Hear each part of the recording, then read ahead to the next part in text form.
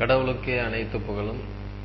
அந்த கடவுளை தவிர வேறு தெய்வம் இல்லை என்று நான் சாட்சி கூறுகின்றேன். அனைவரையும் படைத்த அந்த கடவுள் அனைத்து படைப்புகளின் மீதும் அன்போடு இருக்கும் அந்த கடவுள்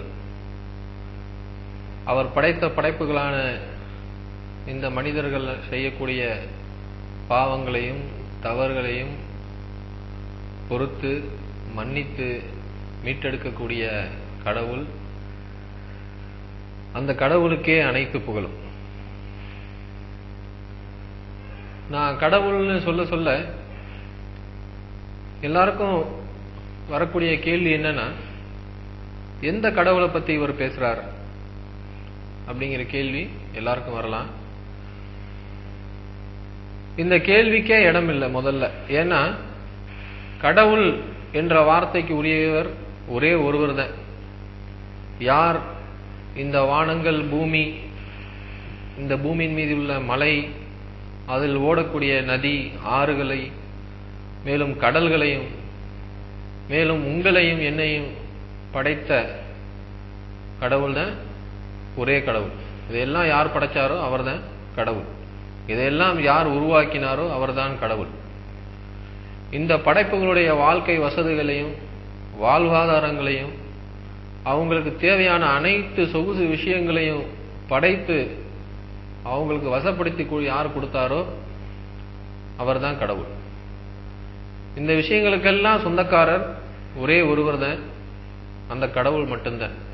ஆக யார் எந்த கடவுளை பற்றி இவர் பேசுகின்றார் என்ற கேள்விக்கே இடம் கிடையாது. இந்த கேள்வி வருவதற்கு இன்னொரு முக்கிய நியாயமான காரணங்கள் இருக்கலாம். ஏன்னா இன்னைக்கு உலகத்துல அதிகமான எண்ணிக்கைகள்ல கடவுள்களை ஏற்படுத்தி வச்சிருக்கிறாங்க. பலவிதமான கடவுள். இந்தியாவில் பார்த்தோம்னா கிட்டத்தட்ட எப்படியும் ஒரு 300-350 கடவுள்களை நம்ம பார்க்கலாம். அத்தனை கடவுள்களை உருவாக்கி வச்சிருக்கிறாங்க. ஒவ்வொரு சமுதாயம் மட்டும் இல்லாம ஒவ்வொரு கூட்டமும், ஒவ்வொரு ஏரியாவில் உள்ளவங்க அவங்களுக்கு விருப்பமான பெயர்களை வச்சுக்கிட்டு அவங்க விரும்பிய வண்ணம் சிலைகளை செஞ்சு கடவுள்களா வச்சுக்கிட்டு இருக்காங்க. நம்ம பார்க்கிறோம். சிலைகளை மட்டும் இல்ல, ஒரு சிறு அளவும் எந்த ஒரு விஷயத்தையும் செய்ய முடியாத உயிரற்ற பொருள்களை கூட அவங்க கடவுள்களா ஏற்படுத்தி வச்சிருக்கிறாங்க பார்க்கிறோம். கல்லு, சாதாரண கல்லை கூட அவங்க கடவுளா அங்க வழிபட்டுக்கிட்டு இருக்காங்க பார்க்கிறோம்.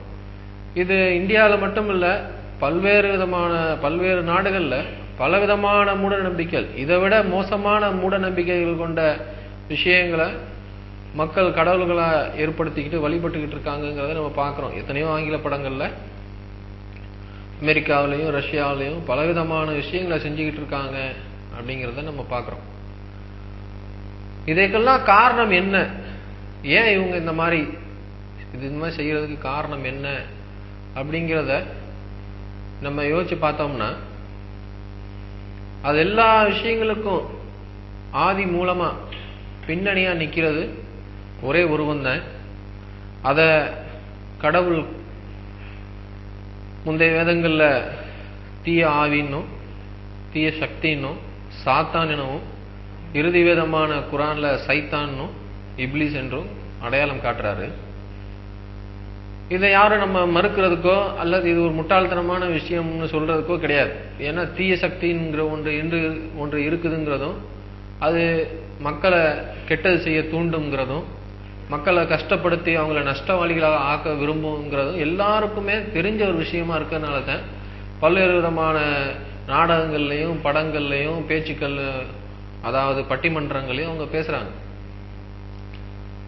அந்த சாத்தான் என சொல்லக்கூடிய அந்த தீய சக்தி அது என்ன செய்ய விரும்புதுன்னா, வேதங்களின் அடிப்படையில, வேதங்களிலிருந்து பெற்ற ஞானத்தின் அடிப்படையில, அறிவின் அடிப்படையில அது கடவுளை விடுத்து மற்ற விஷயங்களை, மனிதர்களுக்கு அவங்களுக்கு பிடித்த விஷயங்களை கடவுள்களை ஆக்கி அவங்க கடவுளுக்கு நன்றி கட்டவனாகவும் கடவுளை நம்பாதவனாகவும் கடவுளுக்கு எதிரான காரியங்களை செய்யக்கூடியவனாகவும் ஆக்கி கடவுளின் தண்டனைக்கு அவங்கள உள்ளாக்கணுங்கிறத அந்த தீய சக்தியினுடைய விருப்பம், வேண்டுகோள், அவனுடைய லட்சியம், அவனுடைய நோக்கம் எல்லாமே அதுதான். இதை நம்ம முந்தைய வேதங்கள்லையும் பார்க்கலாம், இறுதி வேதமான குரான்லையும் நம்ம பார்க்கலாம். ஆக அந்த சாத்தானுடைய வலையில விழுந்து அதை முழுமையாக ஏற்றுக்கொண்டு, எவ்வளவு முட்டாள்தனமான ஒரு விஷயமா இருந்தாலும் அதை எடுத்து செயல்படுத்தி உறுதியோட இன்னைக்கு மக்கள் இருக்காங்க பார்க்கிறோம். இதைத்தான் பல்வேறு மனிதர்கள், பல மக்கள் எதிர்க்கிறாங்க. உதாரணமா பெரியார் கூட, அவர் ஒரு கடவுள் எதிர்ப்பாளர் அல்ல. கடவுளின் பெயரால் ஏற்படுத்தப்பட்ட ரொம்ப மூடத்தனமான மூட நம்பிக்கைகள் அந்த காலத்துல இருந்துச்சு. அதைத்தான் அவர் எதிர்த்து போராடுறார். அந்த மூட நம்பிக்கைகளை எதிர்க்கணும் கிளம்பிய அவர் கடைசியில கடவுளையே எதிர்த்துட்டார். அது அவர் செய்த ஒரு தப்பா இருக்கு. ஆனா அவர் ஆரம்பத்தில் எதிர்த்தது எல்லாமே கடவுளின் பெயரால் செய்யக்கூடிய அந்த மூட நம்பிக்கையான விஷயங்கள், மக்களை ஒதுக்கி வைப்பது, தீண்டத்தகாதவன் என்று சொல்வது, தீண்டாமை ஒழிப்பு, இந்த விஷயங்களை தான் அவர் செய்கிறார். இது எல்லாருமே இயற்கையா அறிஞ்ச ஒரு விஷயமா இருக்குது. இங்க நான் என்ன சொல்ல வரேன்னா, உலகத்தில் நடக்கக்கூடிய எந்த ஒரு அநியாயத்துக்கும் சரி, எந்த ஒரு கஷ்டத்துக்கும் சரி, எந்த ஒரு போர், அடக்குமுறை, கொலை, கொள்ளை, கற்பழிப்பு, உயிரோடு புதைக்கிறது, இந்த மாதிரியான பலவிதமான கொடுமையான காரியங்கள் மதங்களின் பெயர்களாகவும் கடவுள்களின் பெயர்களாலும் நடந்துகிட்டு இருக்குது. இன்னைக்கு உலகத்தில் நடக்கக்கூடிய எந்த ஒரு சண்டையா இருந்தாலும், எந்த ஒரு போரா இருந்தாலும் அதற்கு பின்னணி என்னன்னா, அவங்க வழிபடக்கூடிய கடவுளின் பெயரால் சொல்லக்கூடிய மூட நம்பிக்கையான விஷயங்கள் தான். உதாரணமா அமெரிக்கா பல நாடு ஆப்கானிஸ்தானை போய் பிடிக்குதுன்னா, அங்க விஷயம் ஏன் அந்த விஷயம் ஆரம்பிக்குதுன்னா, அந்த ஆப்கானிஸ்தான்ல அந்த இருக்கக்கூடிய அந்த ஆப்கானிய மக்கள், பெரும்பான்மையான அந்த முஸ்லீம்கள் என்ன செய்யறாங்கன்னா, கடவுள் கொடுத்த குரான, இறுதி வேதமான குரான்ல உள்ள சட்டங்களை கைவிட்டுட்டு, அந்த குரான் அல்லாத, அந்த குரானை கொண்டு வந்த முகமது நபி என்னும் மனிதரின் பெயரால் சொல்லப்பட்ட, இட்டுக்கட்டப்பட்ட பொய்யான விஷயங்களை எடுத்து செயல்படுத்துறாங்க. அந்த விஷயங்கள் சாதாரண விஷயங்கள் இல்லை.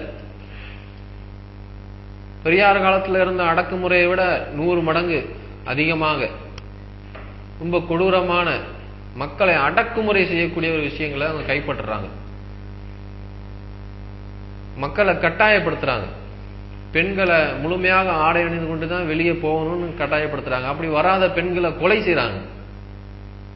படிப்பறிவு கொடுக்க மாட்டேங்கிறாங்க. இந்த மாதிரியான பலவிதமான கொடுமைகளையும் அக்கிரமங்களையும் அவங்க செய்ததன் காரணமா தான் அங்க போர் உண்டாகுது. ஆக அங்க போர் உண்டான காரணம் என்னன்னா, சாத்தான் செய்த அந்த பலவிதமான கெட்ட விஷயங்கள் காரணமா தான் அது ஏற்படுது. இந்தியாவும் பாகிஸ்தானும் இன்னைக்கு சண்டை போட்டுக்கிட்டு இருக்கிறதுக்கு காரணம் அதுதான். மதத்தின் பெயரால் அவங்க ஏற்படுத்தப்பட்ட பொய்யான விஷயங்களை நம்பி, ஜிஹாத் அப்படிங்கிற விஷயங்களை நம்பி இன்றைக்கு பாகிஸ்தான்ல இருந்தும் இந்தியாவில இருந்தும் மக்கள் ஒருத்தருக்கு ஒருத்தர் அடிச்சுக்கிட்டு சாவறாங்கிறத நம்ம பார்க்கிறோம். ஜிஹாதுங்கிறத பத்தி குரான் சொல்லுது, கடவுளின் பாதையில பாடுபடுறதுங்கிறது மட்டும்தான் சொல்லுதே தவிர, கடவுளுக்காக மனிதர்களை கொல்லணுங்கிறத ஒருபோதும் சொல்லலை. அப்படி இருக்கும்போதும் அந்த சாத்தான், அந்த தீய சக்தி அவங்கள தவறான விஷயம், ஹதீஸ் என்னும் சொல்லக்கூடிய பல கட்டுக்கதைகள் கொண்ட புத்தகங்களை கொடுத்து, அதுல இந்த மாதிரியான நீங்க ஜிஹாத் செய்யணும், கடவுளை நம்பாதவர்களை நீங்கள் கொல்ல வேண்டும் அப்படிங்கிற மாதிரி பல விதமான தவறான விஷயங்களை அவங்களுக்கு சொல்லி கொடுத்து அவங்களை இந்த காரியங்களை செய்ய வச்சுக்கிட்டு இருக்காங்கிறத நம்ம பார்க்குறோம். இப்படி உலகத்தில் இருக்கக்கூடிய எந்த ஒரு கஷ்டத்திற்கும், துன்பத்திற்கும், கொடுமைக்கும், அக்கிரமத்துக்கும் சாத்தான் தான் காரணமா இருக்கிறான். சாத்தானும் அவனை கடவுளாக ஏற்றுக்கொண்டு, அவனை தலைவனாக ஏற்றுக்கொண்டு பின்பற்றக்கூடிய மனிதர்கள் தான் காரணமாக இருக்காங்களே தவிர கடவுள் காரணமா இல்லை. கடவுள் விரும்புவதெல்லாம் சாந்தி தான். கடவுள் விரும்புவதெல்லாம் மக்களுக்கு நல்லது தான். கடவுள் விரும்புவதெல்லாம் மக்களுக்கு எல்லா விதமான ஆசீர்வாதங்களையும் அவங்க மேல பொழியணுங்கிறது தான். அதை தவிர்த்து அவர் வேற எந்த ஒன்றையும் அவர் விரும்பல. மக்களை இந்த கஷ்டங்களை, இந்த உலக வாழ்க்கை கஷ்டத்துல இருந்து மீட்டுக் கொள்ளணுங்கிறத அவருடைய விருப்பமா இருக்குது. அதன் காரணமா தான் அவர் தூதர்களையும் நபிமார்களையும், அதாவது வேதம் கொடுக்கப்பட்ட தூதர்களையும் அவர் அனுப்புறார். அந்த வேதங்களின் மூலம் கடவுள் தன்னை நினைவூட்டுறார், தன் பக்கம் வாங்க அப்படின்னு அறிவு ஊட்டுறார். அவருடைய வார்த்தையை கேட்டாதான் அந்த சாத்தானிடமிருந்து தப்பிக்க முடியுங்கிற விஷயத்தை அவர் சொல்லிக் கொடுக்கிறார்.